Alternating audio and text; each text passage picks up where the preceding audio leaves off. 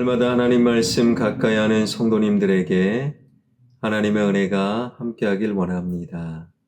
오늘 하나님께 주신 말씀은 요한 1서 2장 12절에서 17절까지 말씀입니다. 자녀들아, 내가 너희에게 쓰는 것은 너희 죄가 그의 이름으로 말미암아 시험 사함을 받았음이요. 아비들아, 내가 너희에게 쓰는 것은 너희가 태초부터 계신 이를 알았음이요. 청년들아, 내가 너희에게 쓰는 것은 너희가 악한 자를 이기었음이라. 아이들아, 내가 너희에게 쓴 것은 너희가 아버지를 알았음이요. 아비들아, 내가 너희에게 쓴 것은 너희가 태초부터 계신 이를 알았음이요. 청년들아, 내가 너희에게 쓴 것은 너희가 강하고 하나님의 말씀이 너희 안에 거하시며 너희가 흉악한 자를 이기었음이라. 이 세상이나 세상에 있는 것들을 사랑하지 말라. 누구든지 세상을 사랑하면 아버지의 사랑이 그 안에 있지 아니하니. 이는 세상에 있는 모든 것이 육신의 정욕과 안목의 정욕과 이생의 자랑이니 다 아버지께로부터 온 것이 아니요 세상으로부터 온 것이라. 이 세상도 그 정욕도 지나가되 오직 하나님의 뜻을 행하는 자는 영원히 거하느니라. 아멘.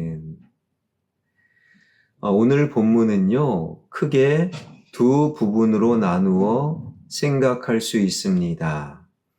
12절에서 14절에서는 사도 요한은 수신자들을 자녀, 아이, 청년이라고 칭하면서 그들이 하나님 아버지를 아는 자들임을 각성시키며 그리스도를 알고 사단을 이긴 자들이라고 거듭해서 격려하고 있습니다. 그리고 후반부 15절에서 17절까지는 사도 요한이 수신자들을 향해 세상을 사랑하지 말아라, 세상 사랑을 엄격히 경계하고 있습니다. 오늘은요, 후반부 15절에서 17절까지 말씀을 살펴봅니다. 15절, 이 세상이나 세상에 있는 것들을 사랑하지 말라.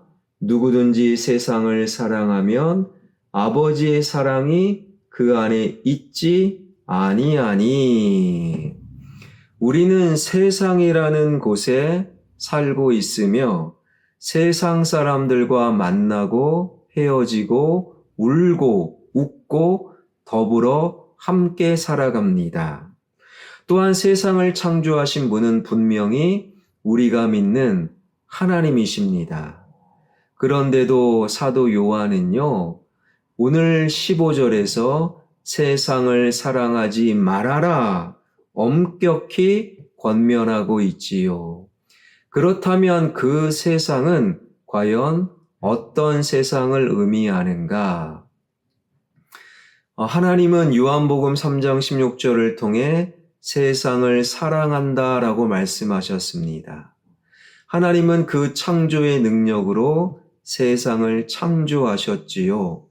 그러나 타락한 세상마저도 사랑하셔서 회복, 영생, 구원을 위하여 독생자를 주신 세상은 하나님의 창조물이요 사랑의 대상, 그와 동시에 또 다른 면에서 세상은요 악한 자의 소나기에 사로잡혀 하나님을 반역하고 하나님의 사랑을 거절하고 독생자 예수를 비난하는 그러한 타락한 세상, 사도 바울은 그러한 타락한 세상을 가리켜 에베소서 2장 2절에서 이렇게 규정하고 있는데요.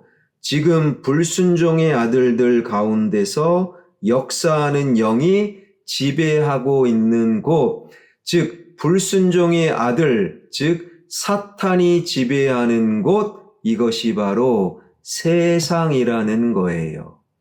하나님이 창조하셨고 하나님이 사랑하여 독생자를 통해서 구속하신 세상, 그러나 지금 사탄의 손아귀에 넘어가 있는 세상, 하나님의 사랑과 사탄의 영이 공존하는 곳이 바로 세상이라는 거예요. 이러한 세상을 그래서 사랑하지 말아라. 그리고 16절은 이렇게 이어지지요. 이는 세상에 있는 모든 것이 육신의 정욕과 암몬의 정욕과 이생의 자랑이니 다 아버지께로부터 온 것이 아니요 세상으로부터 온 것이라. 하나님의 사랑과 회복, 그리고 사탄의 영이 공존하는 곳, 그러한 세상에서 하나님을 믿는 그리스도인들이 어떻게 살아가야 하는가? 오늘 본문 17절입니다. 이 세상도 그 정욕도 지나가되 오직 하나님의 뜻을 행하는 자는 영원히 거하느니라. 이 세상도 그 정욕도 지나감을 먼저 알아야 합니다. 이 세상도 그 정욕도 지나간다라는 것이 무엇을 의미하는가?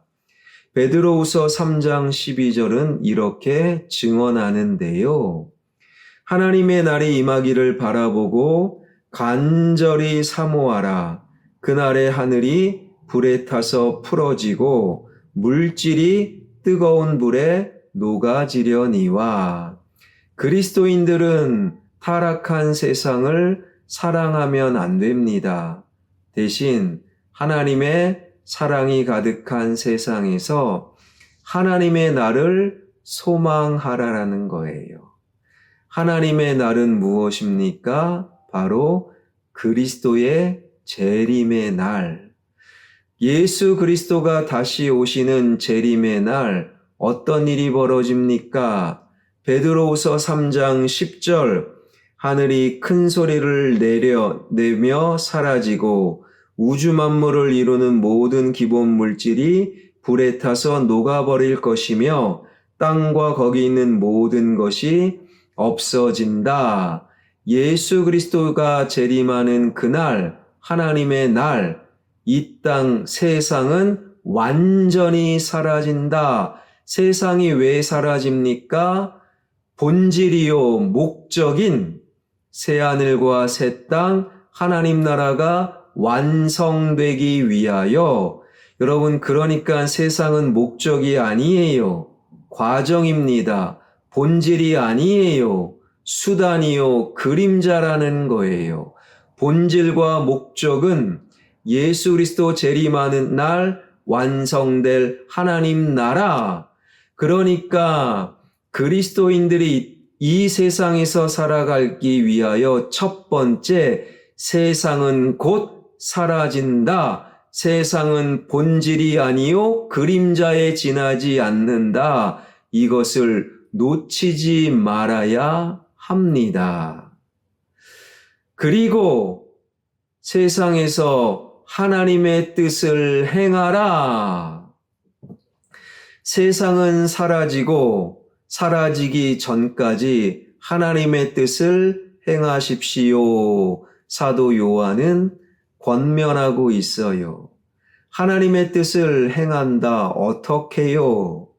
먼저 하나님의 말씀을 알고 말씀을 행하면 됩니다. 왜요? 하나님의 말씀 그 자체가 하나님의 뜻이기 때문이에요. 거짓말하는 것 하나님의 뜻이 아닙니다. 왜요? 출애굽기 20장 16절에 거짓말하지 말아라. 거짓 증거하지 말아라. 말씀하셨기 때문입니다. 누군가를 미워한다? 하나님의 뜻 아닙니다. 왜요? 신명기 23장 7절에 에돔 사람도 애굽 사람도 미워하지 말아라. 이스라엘이 보는 애굽, 에돔은 원수예요. 원수마저도 미워하지 말아라. 대신 요한복음 13장 34절 서로 사랑하라. 미워하지 않는 것이 하나님의 뜻이에요. 하나님의 뜻대로 행한다. 그것은 말씀대로 살아가는 것. 그런데 한 걸음 더 지나 들어가 이 세상이 너무 복잡해졌어요. 하나님의 뜻이 무엇인지 모를 때가 있는 거예요. 왜요? 하나님 말씀에 기록되지 않았기 때문이지요. 예를 들면 이런 겁니다. 내 아들을 사립학교 보낼까? 공립학교 보낼까? 성경은 언급하지 않습니다. 혹은 내 직업을 무엇으로 할까? 공무원 할까? 사업할까? 성경은 말씀하지 않아요. 어떤 남자, 어떤 여자와 결혼할까? 성경은 알려주지 않아요. 그래서 이 땅을 살아가다 보면 성경이 알려주지 않는 것, 하나님의 뜻을 모를 때가 있는 거예요. 이것은 어떻게 하는가? 내 안의 욕망을 제거하라. 하나님의 생각으로부터 나오는 것, 그러나 내 안의 욕망, 내 안의 죄성으로부터 나오는 욕망을 제거할 때 하나님의 생각, 하나님의 뜻만이 남겨집니다. 하나님의 뜻대로 행하는 것은 말씀을 알고 말씀대로 살아가는 것, 말씀이 알려주시는 아주 구체적인 것은 이 생각이 어디로부터 나왔는가? 나의 욕망, 나의 죄성을 끊임없이 제거할 때 하나님의 뜻만이 남겨진다라는 것이지요. 사랑하는 여러분, 우리가 살아갈 이 세상은 하나님이 창조하시고 하나님이 세상을 사랑하사 사랑이 가득한 곳, 그와 동시에 불순종의 아들이 즉 사탄의 영이 지배하고 있는 하나님과 사탄이 공존하는 세상, 이 세상에서 어떻게 살아갑니까? 세상은 본질, 목적이 아니라 그림자, 새하늘과 새 땅의 그림자, 곧 세상은 사라진다. 두 번째, 하나님의 뜻대로 행하십시오. 세상에서 살아가면서 세상을 목적으로 삼지 말고 곧 사라진다. 다만 하나님의 뜻대로 오늘 살아가는 저와 여러분, 세상 속에서 그리스도인으로 살아가는 우리 모두가 되길 주님의 이름으로 축원합니다. 기도하겠습니다. 이 세상은 하나님의 창조와 능력과 사랑, 그리고 사탄이 하나님의 허용으로 사탄이 함께 공존하는 이 세상은 그러나 곧 사라집니다. 이 세상은 물거품이요, 안개요, 본질의 그림자임을 놓치지 않길 원합니다. 다만 이 땅에서, 이 세상에서 말씀대로 살아가며 내 욕망을 끊임없이 제거함으로 하나님의 뜻대로 행하는 세상 속의 그리스도인이 되게 하여 주옵소서. 이 땅에서 나의 필요 주님께 맡겨드리오니 채워 주시옵소서. 이 땅의 문제, 가난의 문제, 그리고 질병의 문제, 관계의 문제 주님 손에 맡겨드리오니 가장 좋은 길로 응답하여 주옵소서. 예수 그리스도의 이름으로 기도하옵나이다. 아멘.